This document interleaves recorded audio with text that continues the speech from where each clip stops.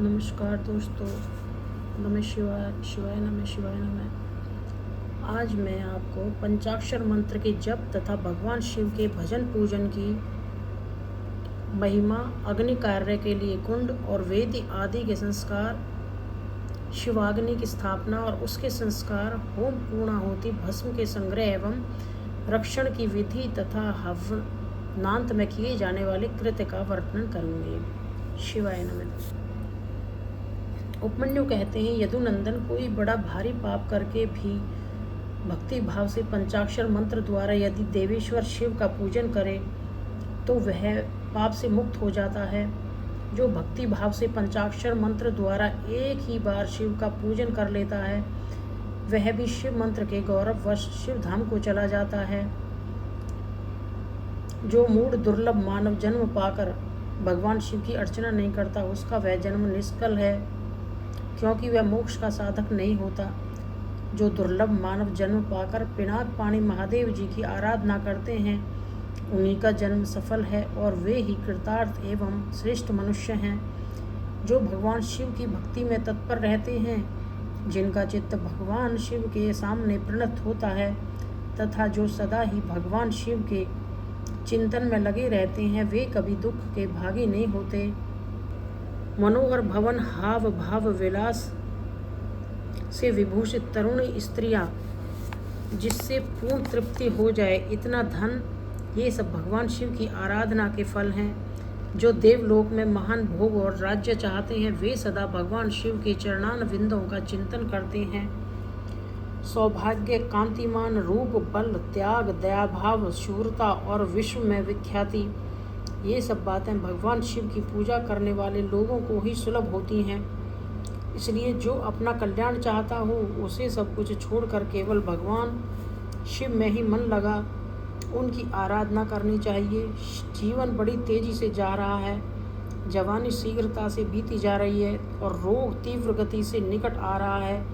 इसलिए सबको पिनाक पाणी महादेव जी की पूजा करनी चाहिए। जब तक मृत्यु नहीं आती, वृद्धावस्था का आक्रमण नहीं होता और जब तक इंद्रियों की शक्ति क्षीण नहीं हो जाती तब तक ही भगवान शंकर की आराधना कर लो। भगवान शिव की आराधना के समान दूसरा कोई धर्म 3 लोकों में नहीं है। अब मैं अग्नि कार्य का वर्णन करूँगा। कुंड में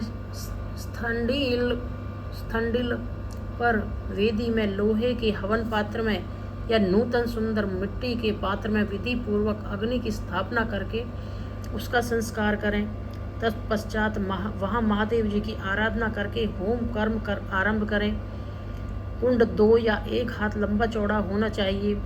वेदी को गोल या चौकोर बनाना चाहिए। साथ ही मंडप भी बनाना आवश्यक है। कुंड विस्तृत और गहरा होना चाहिए। उसके मध्य भाग में अष्टदल कमल अंकित करें। वह 2 या 4 अंगुल ऊंचा हो। कुंड के भीतर 2 बित्ते की ऊंचाई पर नाभि की स्थिति बताई गई है।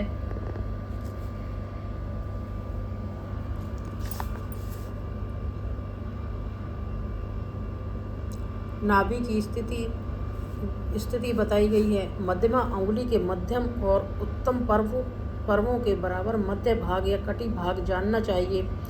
साधु पुरुष 24 अंगुल के बराबर 1 हाथ का परिमाण बताते हैं। कुंड की 2 या 3 या 1 मेखला होनी चाहिए। इन मेखलाओं का इस तरह निर्माण करें जिससे कुंड की शोभा बढ़े।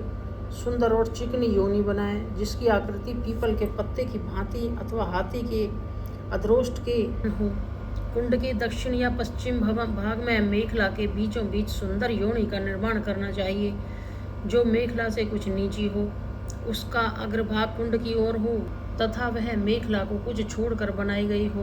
वेदी के लिए ऊंचाई का कोई नियम नहीं है, वह मिट्टी या बालू की होनी चाहिए। गाय के गोबर या जल से मंडप बनाना चाहिए। पात्र का परिमाण नहीं बताया गया है। कुंड और मिट्टी की वेदी को गोबर और जल से लीपना चाहिए। पात्र को धोकर तपाए तथा अन्य वस्त्रों का जल से प्रोक्षण करें। अपने अपने गृहीय सूत्र में बताई हुई विधि के अनुसार कुंड में और वेदी पर उल्लेखन रेखा करें। रेखाओं पर से मृति का लेकर ईशान कोण में फेंक दें। फिर अग्नि के उस आसन का कुशों अथवा पुष्पों द्वारा जल से प्रोक्षण करें। तत्पश्चात पूजन और हवन के लिए सब प्रकार के द्रव्यों का संग्रह करे। धोने योग्य वस्तुओं को धोकर प्रोक्षणी के जल से उनका प्रोक्षण करके उन्हें शुद्ध करे। इसके बाद सूर्यकांत मणि से प्रकट काष्ठ से उत्पन्न श्रोत्रिय की अग्निशाला में संचित अथवा दूसरी किसी उत्तम अग्नि को आधार सहित ले आए।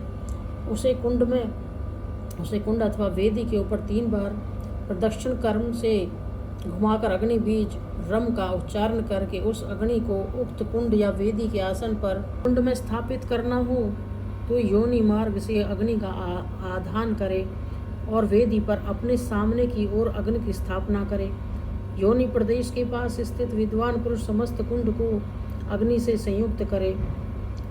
साथ ही यह भावना करे कि अपनी नाभि के भीतर जो अग्नि देव विराजमान हैं वे ही नाभि रंध्र से चिंगारी के रूप में निकलकर बाह्य अग्नि में मंडलाकार होकर लीन हुए हैं।